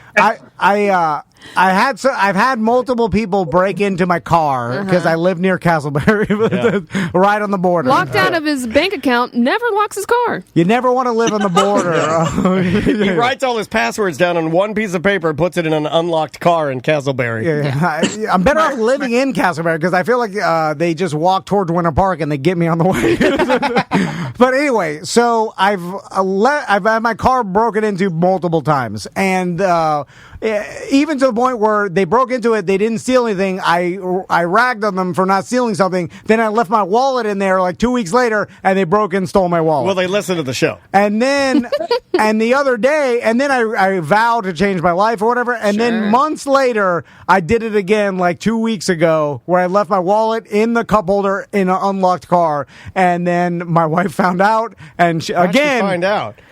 I screamed. I did it again. How did you know? The next morning you came in and saw it, and you're like, oh, I shouldn't tell her about it. I have to tell her. No. Did it again. No. I screamed, where's my wallet? Someone moved it. And then... Wait a minute. You yell at her for saying, where's my Steve Madden shoes? Somebody stole them. Well, then I walked around the house looking for my wallet, and then... Your wallet was in the Steve Madden shoes. And then she goes, did you leave it in the car again? How could you do that? And I'm like, no, I didn't. And then I walked out there quietly, and she's like, where are you going? And you're like, Planet Beach. I'll be right back. So, Melissa, you see, there's not learning my lesson. I never learn my lesson with anything I do. I feel like, can I be... Well, it sounds can you help me? So most of my kids have an intellectual disability. It sounds like you have like ADHD or something. Yeah, he's on medication. I'm on lots of Adderall. I don't think that's the problem. I think you have the opposite one. I don't think the Adderall is helping you. But I'm on all my medicine, Adderall, marijuana. They're doing the opposite things. He's on Adderall and the marijuana. You're working against each other in that end. Tell me if this is healthy. What about Charlotte's Web? Is that what we're doing? Tell me if this is healthy. Yeah. I do 2 Mountain Dew Rise energy drinks. I do 1 blueberry pomegranate, 1 peach bomb drop. I think that's what it's called. I do 2 of those. That's 180 milligrams of caffeine per. That takes me to the moon. Then I skip lunch. I don't eat all day. Then I go home and I ride at least 20 miles on my Peloton as hard as I can. My heart's about to explode. And then I skip dinner, and then I just eat about 200 milligrams indica, and then I pee the bed. Yeah, what is that? Help us Well, you out. have some sort of needs, but they're definitely not solved in my class. Oh, okay. Well, your needs are special too. Yeah. I mean, who are you to say that my needs are not special? Anyway, sorry, Melissa. We're stupid. Well, let's talk about our podcast before we have to get out of here and go to break. Oh, yeah. Mommy's here. Yeah. So you're not coming to Planet Beach. Can I be on your podcast? Will you interview me? She won't. Yeah, where can people find your show if they want to like and subscribe and leave you a review and grow and participate? Where can they find it? So PFT Media is the one who's putting everything together for me, which is wonderful. And I actually have Steve Etchie here. He'll be much more helpful. What's up, buddy? Hey, very good to see you, man. None of the episodes are out yet, so there's no like you can't leave a review or yet or anything. It'll be done by the end of the month. But I do have Instagram and Facebook. What a Day Kids. You can follow me and stuff there. Awesome. So, I love it. Mm-hmm. I see your long ass hair at you. You got some luxurious hair. Yeah, he does. This man comes stepping into the frame. It's like John Wick's here, everybody. All right, guys. We appreciate it. Thank you, Melissa. Last question. Can my pligs? Can my pligs? Can my pligs? Bye-bye. I'm going to ask about special. No. Oh, no. Oh, you mess with the pligs, you get the horns. I don't know what just happened. Get my pligs. Get my pligs, and I go, bye-bye. This is the way I do it. You get one shot. You said one last question, and you asked it. Can my pligs? That was your question. And she didn't have an answer for you, so I hung up. I run a tight ship here. For sure, she's like, I don't know what that was. That didn't help. Because you didn't talk to her on her podcast at all. Well, I don't know. Asked for help from I don't like podcasts. What do I know about podcasts? I'm a radio guy. It's a radio show. Yeah. Well, 100% radio, you want to ask me about podcasts? Get on my podcast, then. You want to ask me about radio? Get on the radio show. Podcasts, they'll never last. Stupid. Radio. Who is that? Who is that? Caller-driven radio. You look here, John Wick. I am replacing, just so you guys know, I'm replacing Qdoba. I'm replacing it with Planet Beach. So you're gonna hear okay. I heard that. I just phase them out. I get bored of references, and I'm like, Qdoba ran its course, and I'm going to Planet Beach. There is a Planet Beach here in Baldwin. It's now an escape room, and then I told last night I wanted to know if we could do escape from Planet Beach. Yes. I was talking to my wife about it, and sometimes I think it still gets the reviews over here, but my wife, when she was tanning, used to go to this Planet Beach, and the guy that ran it would just open it whenever he wanted to. There was no rhyme or reason. It was like open whenever he felt like it to whenever he felt like it. I'm gonna start telling people I'm gonna hit up Crunch on my way home. Crunch is a good one. I gotta hit Planet Beach, and then I gotta hit Crunch, brother, and then I'm gonna hit everything Bunt Cakes. Do we have to go? Is it? Yeah. Oh, bye-bye. Oh. All right, next story. I was on the Bubba the Love Sponge show thanks to Tuttle. Oh, my God. Oh, my God. I'm so sorry. Why did that happen? What happened? It happened. So Tuttle and you guys still do. You guys talk to Tuttle once a month, I think. And, no. We had to distance ourselves again. Yeah, we had to cut ties. You didn't hear what happened? You didn't hear what he burned down the Vapor Shades factory. He burned it all down. It's crazy. Yeah, he went over there. Apparently, the swirling on his glasses was the same, and he found out that each pair was identical, and he burned it all down. No, that would explain the last email that he just sent me. Actually, now that you mentioned that. Oh no. Yeah. So he called me as he was on his way to Tampa, and he's like, "Could you just do a positioning piece or a quick little liner for me?" Kind of like Tuttle down and out, after years as a broadcast legend, and then he's been honing his skills. It's kind of like making fun of the Hobo Fish Camp and the PT Cruiser, and then he put it on, and they played me on Bubba the Love Sponge. And, I'm sorry. Of course, everybody said it was terrible, and. Well, that's you got trolled. Hey, when you go to the mountaintop, sometimes the gods of radio are going to spit in your face. That's just what happens. Yeah. When I was watching that, because I watched the Twitch stream, it's like it makes me realize how much you guys are my comfort zone, because just knowing that I was in front of those guys, and I don't know, it would be like going over to that weird friend's house that. Whose parents are weird, you don't want to spend the night at their place. And just watching the Bubba the Love Sponge show, and hats off to him. He's great. He's successful, but it just made me realize that Tom and Dan definitely my comfort zone, because I was watching it and just the dynamics and the cadence and the way everything goes to show. We're P words scary compared to him. He's a radio real man. Dude, yell at you. That man will poop in a bucket for his show, and I will never do that. And make his employees that he's paying legally. They're paying FICA on their paycheck. He literally sitting on the dirt. Yeah, he's sitting in the turd shack. That's more balls than I ever want. I told Tom, I was like, I will never poop in a Homer bucket and make my employees sit in a poop shack. I wish I could, though, because that would make me so happy. Well, Butler deserves it. Yeah, no, I know. But I don't have the balls to do it. Could you imagine if Butler worked for Bubba the Love Sponge? How many poop shacks is he sitting in? First of all, he'd have a shaved head every day. They'd be buzzing his haircut, shaving his eyebrows off. Butler doesn't know how good he has it. Yeah, he really does have it good. I even had it worse back in the intern days. I had to do the mouse traps and the taser and the doo-doos and the snigs. When you guys were there, because you guys did record there a few months ago, did you find it you guys seemed like you're a little bit unsettled by being there? Did you? Well, it was a few months ago. A year and a half that ago. was 2 years. That was more than 2 years ago. That was a long time ago. Yeah. That was like 3.5 years ago. I don't know. I don't know when it was. It smelled like pee-pee in there. I want to forget about it. Everything was sticky. Yeah. Remember, we had Butler answering the phones, remember? When we did the live show there? Are you talking about Sausage Castle? No, I was talking about Bubba. Bubba. I was talking about Real Radio. Going back to Real Radio. Real Radio's fine. No, we're talking about Bubba the Love Sponges. Oh yeah, no, I didn't get that. It smells like pee-pee.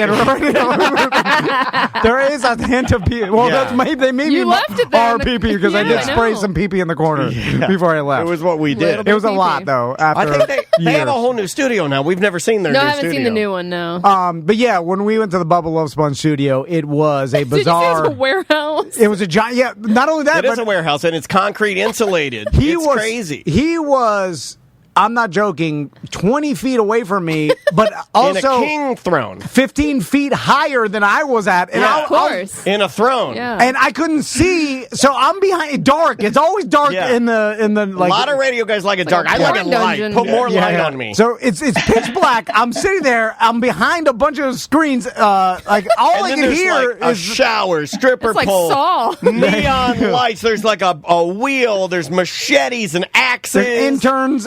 Like, and then so I'm like, guitars signed by Seven Dust everywhere. It was. I was freaking out, bro. I was like, oh my god, what's happening? To take in and I think, but it made me vulnerable. So like, I would have answered truthfully whatever Bubba Love Sponges act like. If he's yelling at me something, I'm just gonna do whatever it takes. It puts you on tilt. Yeah, and it's probably designed for that. Because you're because you're in his world. That's his. That's his. That's style. how you get the good interviews. And look, that's not our style, but that's his style, and it's cool. You know, like you. But it is a lot to take in. That's how you get Tequila to sit on the Simeon. Yeah, exactly. Because you throw them off, and then they're just like, do whatever you tell them. If you want Gary, the special needs boy, to wear the banana hat, then you got to have the throne and the shower and the neon and the you have to intimidate him to sit on the Simeon. Yeah. Anyway, sorry, Josh. What else you got?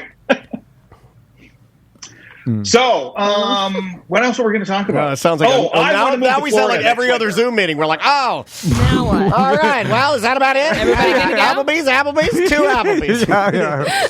Applebee's. I want to spend next winter in Florida. BDM's 4-bedroom, 3-bath rental. Hit me up on jcvoiceover.com if there's any real estate rentalmans. Well, would you be interested the whole summer? Would you be interested in staying in the Tom and March? You want to stay in the Tom and Dan Airbnb? Winter. Winter. November to March. You don't have to work? So I travel, I fly back and forth to work anyway, right? So if my wife is able to transition to working from home, which she's pretty much doing now anyway, homeschool the kids, just spend the winter months, where there's no snow. And I'll still travel back and forth out to work, the pipeline where I work. I know a guy. I would hate to see your kids be homeschooled, though, because they're cool now. Josh, that brings up a good question because... And homeschooled kids, they lose their cool when they start wearing the long denim dresses and they get the Bucky Larson haircuts and they lose, people skills. They don't know how to read any books except for the Bible. So, Josh, this brings up an interesting question because I have this theory that because of everybody's working virtual, not everybody, but a lot of people are just working Butler from home. is virtually working. That we're going to see a lot of people move to Florida just because why live in Nebraska if you could live in Florida? That's their slogan. It's the same. If your house is the same, you're like, I'll just live where I could drive to the beach in an hour. Right? It's always why nice. Wouldn't you? So, Josh, if your wife is now working virtually, would you move to Florida? Because, even Canada's nice, but there is... Why don't you hire him as our new permanent voiceover guy? Well, that winter... I like it. That winter stretch for you guys is brutal. So is that enough to make you just live in a different... obviously you got to do whatever it takes. Call me greedy, but it's like, I think to really enjoy both climates, you got to do one, you got to do two. You can't just settle in one. So, it would be like November to March in Florida and then, April to October in Canada. So you do the snowbird. I would have to do both. That's pretty cool. Yeah, I'd have to do the snowbird. Although I do, it's not as miserable when in the summer here. It is hot as hell. Maybe you guys are different though. Like you'd be melting because you're like, oh my God, 99 degrees. Yeah. It doesn't. But as you're inside, or in your pool. I have never understood the people complaining about the heat because I'm the type of person where I can always get cool, but I can never warm up. Maybe that's just my body type, but like when I'm cold, like when we were in Colorado and I wasn't dressed properly, it's miserable. Like we went to dinner, I'm just sitting outside and I have a sweatshirt on. I was like, this is not good. I shouldn't have done this. But it's like when it's 99 outside, like most Floridians like stay inside or go to the pool or whatever. But it's not like you have to change, you put on some sort of radioactive suit because the sun's too right. It's not that bad. In Canada, like when you go to work and it's sub-zero outside, I mean, you can't just run out to your car and get in your car and be fine. It's like there's a process. No, like, you got to heat it hurts too. Like I've said before, the cold hurts. It's like ow. You know what I mean? You got to get 10 layers on. You got to snuvel. God damn it. This guy's getting worse by the day. I give up. Screw you, Josh. What? I blame you. Why? He didn't make you say snuvel. You got me to say it. No, I don't think that's how that works at all. You were doing a rant, and you I don't know where you went. And the next thing you know, you're like, you're out there snubbling everyone. My screen was up. I didn't see what happened. I guess I'll have to. No, don't look at it. Don't watch it. Yeah. Well, we went too far, so now we went too far. Now we don't have nowhere to go. It's still cold as hell there, right? It's not warmed up. Yeah, it was like 40 degrees this morning. Oh my God! You see that? I don't like that. Hat, gloves. Yeah, it's still cold. Yeah, it's full on 80. Yeah, but you're gonna have to buy extra. Like you're gonna have to if you live in Florida and then you live in Canada. That's 2 whole wardrobes.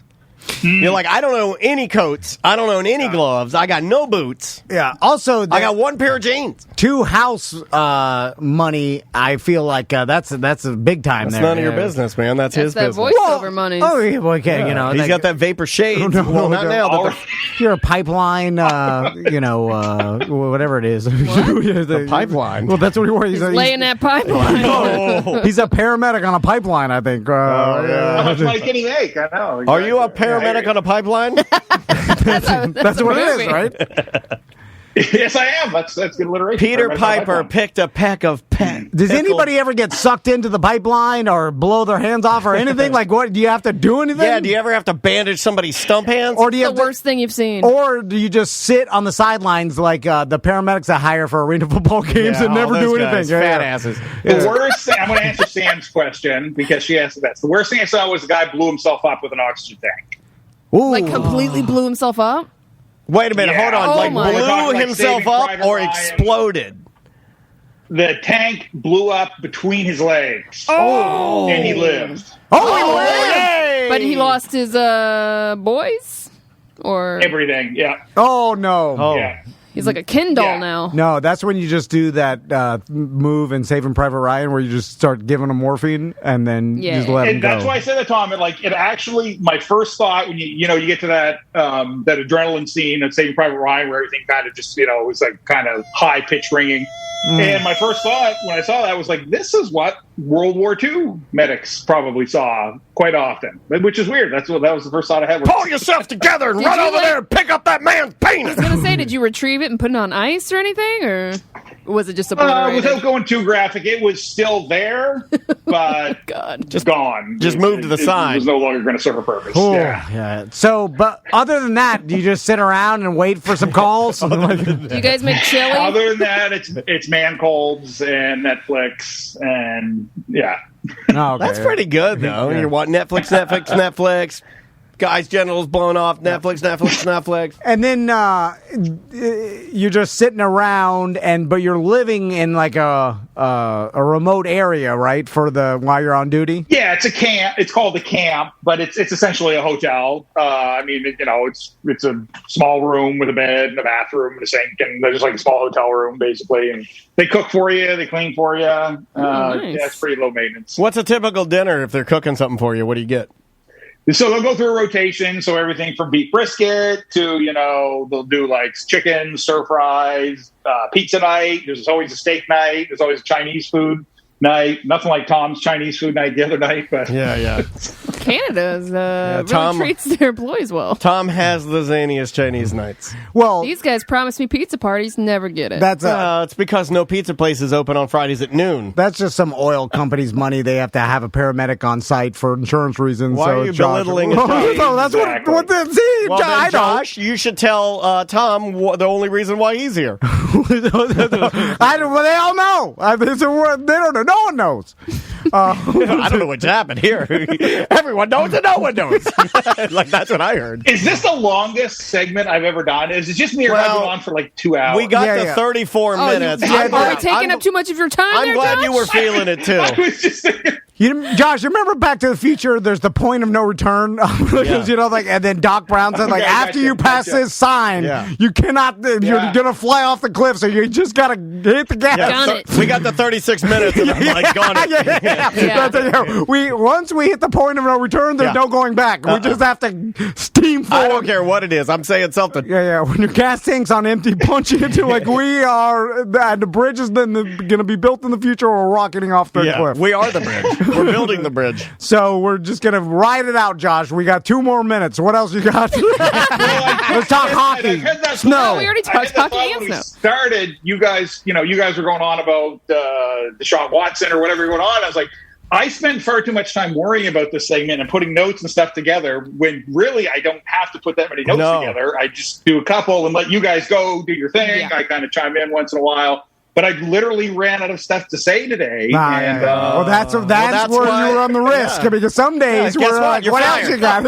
And you're fired now. Well done. You don't always have backup images because we're going to run out. That was a test. You could have had easy ones. Beth, Dog the Bounty Hunter's wife, Snoop Dogg. The fight over the weekend. Snoop Dogg is hosting that fight. Is he? They got he does a great job. He does. It's Snoop Dogg and what's the guy from SNL? Skinny drug addict at one time. Pete Davidson. Oh, that'll be great. Snoop Dogg and Pete Davidson. That'll be great. They're both really funny, so that'll. That's a unique way to describe Pete Davidson. I might have to buy that. Well, he's an odd gentleman, I think. But he kind of looks like Steve Buscemi got steroids. If Snoop Dogg just does his thing and then you get what's his face and just make some jokes, improv a little bit, it's good. It'll be great. Better than I can't wait. Better than the regular Joe Rogan and some former MMA guy that you've never heard of. You know what I'm saying? Make it goofy and just funny. Start getting interesting people to do it. Well, Josh, I think we did it. Yeah, we did it. We got through it. We got through it. So it was a marathon. So your son, Little Cheese, still has his Twitch channel. Has he made any income from it yet? Twitch.tv/LittleCheese437. Check out the Little Cheese Show. And if you need any voiceover work done, go to jcvoiceover.com. Has he made some money yet? Like some tips? No. Okay. No.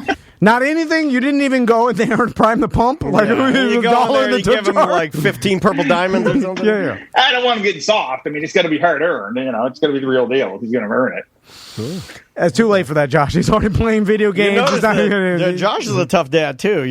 Maybe you're just a soft dad. Oh yeah, well yeah. I mean, he's tougher just from being Canadian. Josh already is like, I'm not helping. I've seen the blown up. I didn't see any of that. I saw one dead person on the road one time, and I freaked out. I've seen 2 dead people, and they were both my parents. So that's pretty. Come on. I've seen hundreds. Hundreds. Yeah. He's Josh a real man. What's your favorite? Which one's your favorite? There's got to be one that stuck with you a little bit. There's got to be one that every morning you wake up, you're like, I miss old Randy. That one. It was the one I told you about. The blown up there. Can't get that. Hard to eat your Cheerios. Remember that. Yeah, that one's hard to go scuba diving after that. You just feel like, better up here. Yeah, like I can't change the tanks anymore. Anyway, all right, bye-bye, Josh. All right, beavers. Oh, yeah, we're supposed to say beaver. No. He hung up on me. No, son of a bitch. Never again. He took the power back. We're done. Never again. I'm never letting him do that to me again. I'm honestly, rattled now. Okay, bye-bye.